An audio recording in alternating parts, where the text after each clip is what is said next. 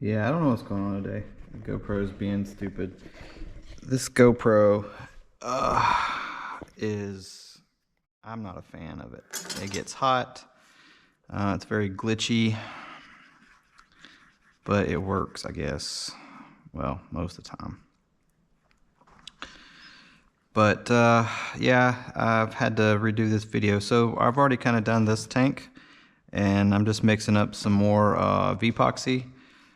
I like the Vepoxy because it's not as gritty as the other stuff, and it seems to seal better for tanks, and it sets up a lot quicker, and it's a clearish color.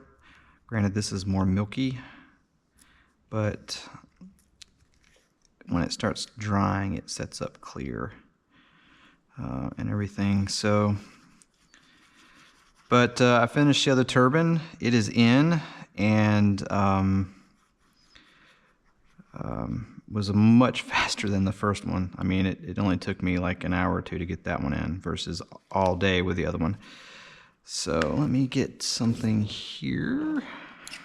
Had to make my own tool to get in there and do that, so it's perfect for this right here. So I need to put a little extra like on the bottom side of this that I can see like there's like a gap there. Didn't get any in there. So I'm gonna try to get some down in there. I always test these things after I get done with them. Are they actually dry? And make sure you got no leaks. Plus, I always try to remember, I always seem to forget, but I try to put water in them and weigh them and see exactly how much they hold. So I can kind of get an idea of what I'm going to have fuel time, because it seems like a lot of times with scale, you're always fuel limited. It's either way too much fuel or not enough. And the F-22 has a ton of fuel, so I don't even need to run a taxi tank. The F-22, which I fly a lot more, well, I will fly a lot more because it's smaller and I can fly anywhere. It has small tanks, so it kind of sucks, but I'm gonna let that set for a minute and I'll clean it up once it starts hardening. And then let me get this, just do this right here. But this one I think will have plenty of fuel. I'm running two 195s and they're Zykoys, and Zykoys are very efficient anyways. And this thing I think was more designed, you know, a lot of people are putting like 200s, 240s in it. And we always typically overdo it anyways, but that's kind of what the factory did with theirs, I believe. And I mean, if you're going to do the thrust vectoring stuff with all that extra weight and just that needing that power, yeah, you might need something like that. Or you kind of just put everything under the sun in your model like some people do. Like every gadget they can get on demand to make it look all high tech, they typically put in these things, or they try to bling them out. You know, that kind of stuff, or scale detailing to the moon. You know, it makes it a little, you know, obviously the weight can get up there at that point. So, but for me, you know, I don't typically run pilots. I'm not a pilot kind of fan. My models are models to me. Kind of like they, you know, putting like a plastic model together.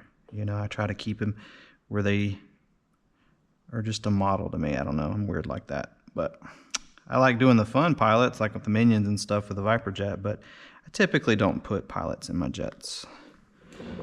And that kind of stuff, so that's just a personal preference. Uh-oh, hold on here. Finger stuck. There we go.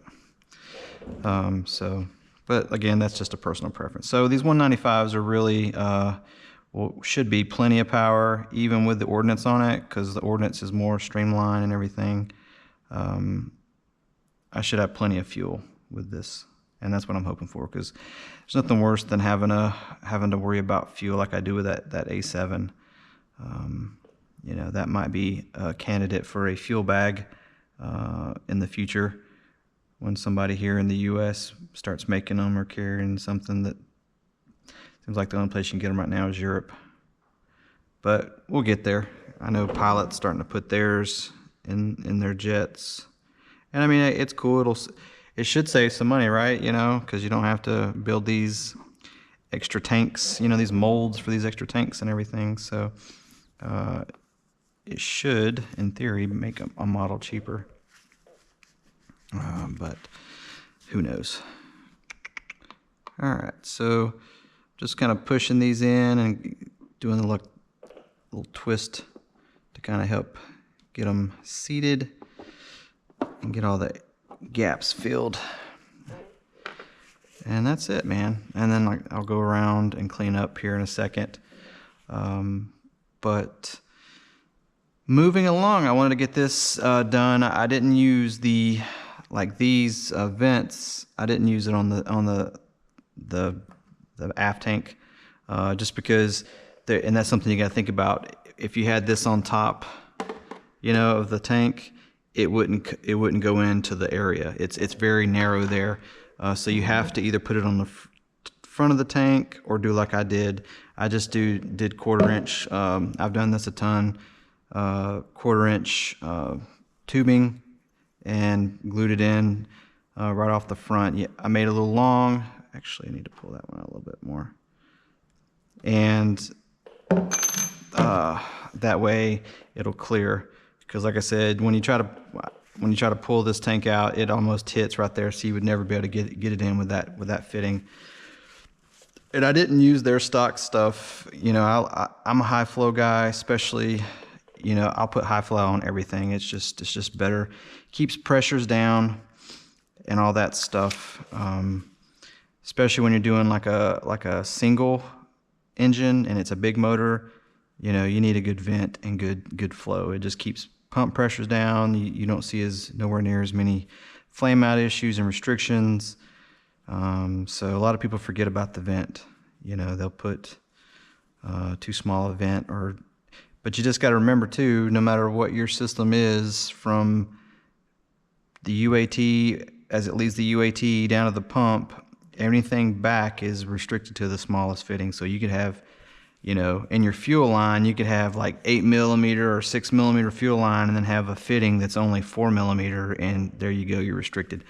So try to make everything the same or bigger, you know, as it goes downstream to the vent. So, and air typically is less restrictive, so you don't need as big on the air side, but I don't go anything smaller than, I do everything 8. You know, 8mm on the vent. There, you know, because these fittings, you know, they fit 8mm perfect, and you know, why not? So,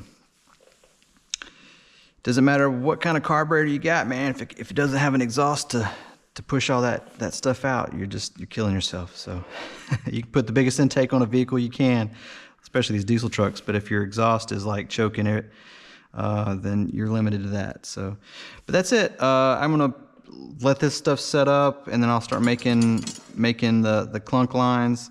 While that's working, I'm gonna pull out the air cylinders and start replacing them with equivalent Ultra Precision or the JMPs. I haven't decided yet. Just depends on what's needed where for their sizing and everything. It seems whatever works best. Yeah. So you guys have a good one, and take it easy. If you guys want to see something, want to know something, just let me know, and I'll try to do a video on it or anything like that. So it's kind of getting to that point now where it's just install and setup. So it's hard to do videos that are interesting. So you guys take it easy. Cheers.